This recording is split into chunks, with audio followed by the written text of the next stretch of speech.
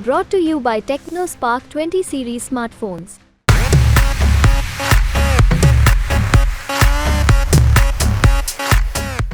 किसी जमाने में ये कास्टिंग काउच का शिकार हुई, लेकिन आज के दौर में ये टीवी इंडस्ट्री पर राज कर लोगों के दिल जीत रही हैं।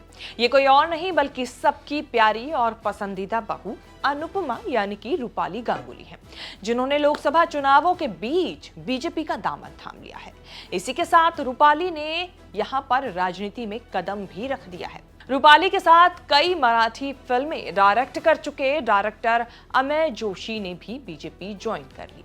दिल्ली हेडक्वार्टर में रूपाली ने तीसरे चरण के लोकसभा चुनाव के तहत बीजेपी पार्टी की सदस्यता ली। बीजेपी के जनरल सेक्रेटरी विनोद तावड़े और national media department incharge Anil Baluni ने रूपाली को सदस्यता दिलाई। इसके बाद रूपाली ने जेपी नड्डा के घर पहुंचकर उनसे मुलाकात की। बीजेपी ज्वाइन करने के बाद रूपाली ने क्या कहा, सुनिए। मैं बीजेपी की कार्यकर्ता बनना चाहती हूँ। मैं सच में, मैं चाहे मोदी जी की सेना का एक छोटा सा हिस्सा भी बनूं ना, तो भी मेरे लिए बहुत बड़ी बात होगी, सौभाग्य होगा मेरा। तो बस वही सोचकर मैंने ज्वाइन किया है कि एक पार्टी जहां पर जिसका नेतृत्व नरेंद्र मोदी जी कर रहे हैं, तो उसके नीचे चाहे नीचे नीचे नीचे नीचे नीचे भी रहूं, तो भी मैं मोदी जी की छत्र छाया में हूं। तो मुझे बस इसलिए मैंने ज्वाइन किया। बड़ी बात यह है कि बीजेपी ज्वाइन करने के लिए रूपाली ने कमल के फूल के प्रिंट वाली साड़ी पहनी थी, जिसकी अब खूब चर्चा भी हो रही है। कहा जा रहा है कि ये सब कुछ बहुत पहले से तय था, इसीलिए रूपाली ने बीजेपी ज्वाइन करने से ठीक एक दिन पहले ही अपना 47वां जन्मदिन दोस्तों और परिवार के साथ सेलिब्रेट भी किया था। हालांकि जन्मदिन उनका कई दिन पहले निकल चुका था, लेकिन उसे सेलिब्रेट उन्होंने 30 अप्रैल को किया, शायद ये सोचकर कि फिर उन्हें मौका मिले या ना मिले। इस पार्टी की भी कई तस्वीरें और वीडियो सोशल मीडिया पर तेजी से वायरल हो रही हैं। रूपाली गांगुली ने अपने एक इंटरव्यू में बताया था कि अनुपमा के किरदार के लिए काम करते वक्त उन्होंने पीएम मोदी की गुजराती भाषा से अनुपमा का लहजा सीखा था। सिर्फ पीएम मोदी ही नहीं, बल्कि उन्होंने गुजराती एक्सेंट सीखने के लिए उनके पड़ोसी की भी मदद ली थी। बता दें कि रूपाली पीएम मोदी की बहुत बड़ी प्रशंसक मानी जाती हैं। वो कई बार इस चीज को बोल भी चुकी हैं। बीते दिनों एक्ट्रेस ने एक लंबा चौड़ा पोस्ट शेयर करते हुए पीएम से मुलाकात के बारे में बताया था और उसके बाद से ही कयास लगने शुरू हो चुके थे। बता दें कि रूपाली गांगुली ने महज 7 साल की उम्र में 1985 में अपने पिता अनिल गांगुली की फिल्म साहिब से बॉलीवुड डेब्यू किया था। इसके बाद उन्होंने साल 2000 में टेलीविजन इंडस्ट्री में अपना डेब्यू किया। इस दौरान उन्होंने सुकन्या, संजीवनी, भाभी, सारा भाई वर्सेस सारा भाई, कहानी घर घर की और अदालत जैसे टीवी सीरियल्स में काम किया।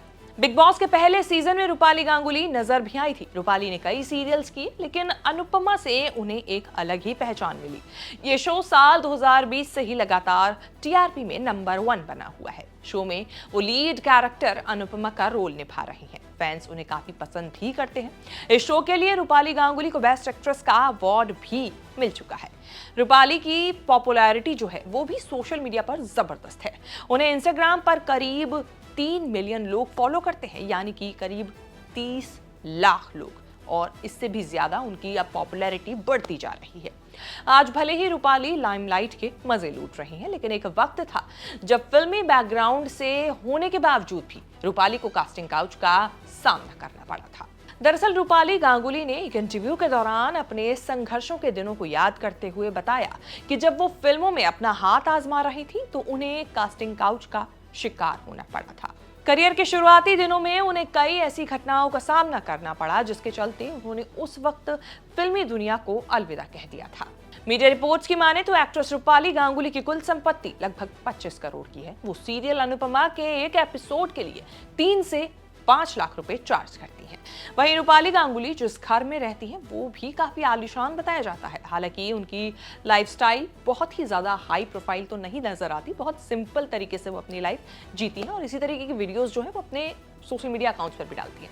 आपको बता दें कि अनुपमा के सक्सेस के साथ ही रूपाली गांगुली की फीस की डिमांड बढ़ी थी और वो अब तक की सबसे महंगी टीवी एक्ट्रेसेस में एक मानी जाती है। पर्सनल लाइफ की बात करें तो रूपाली ने 2013 में बिजनेसमैन अश्विन के वर्मा से शादी की थी।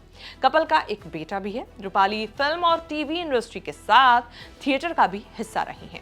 उन्होंने वॉइस ओवर आर्टिस्ट के तौर पर भी काम किया है। रूपाली बता चुकी हैं कि कैसे उनके पिता बैंक करप्ट हो गए थे, जिसके बाद उन्हें घर चलाने के लिए जद्दोजहद करनी पड़ी थी। लग्जरी जीवन बता चुकी रूपाली को बस और रिक्शे से ट्रैवल करना भी पड़ा था। कई प्रोजेक्ट सिर्फ इसलिए किए ताकि घर में पैसे आए, लेकिन आज रूपाली देश के कई घरों में या कहीं कि लाखों घरों में राज कर रही हैं अपने किरदार अनुपमा के जरिए। अब उन्होंने बीजेपी का दामन थाम लिया है लोकसभा चुनाव के मद्देनजर। अब आपके हिसाब से क्या बीजेपी की तरफ से अनुपमा चुनाव में खड़ी होंगी, और अगर खड़ी होती हैं तो क्या वो जीतेंगी या नहीं जीतेंगी? क्योंकि अब उन्हें लगातार बीजेपी ज्वाइन करने के बाद से ही दूसरी स्मृति ईरानी कहा जा रहा है। आपके हिसाब से इस बार लोकसभा चुनाव में किसकी जीत और किसकी हार होगी? क्या आपकी राय है? कमेंट करके जरूर बताएं। और लोकसभा चुनाव से जुड़ी तमाम बड़ी खबरों के साथ अपडेट रहने के लिए आप देखते रहें न्यूज़ तक।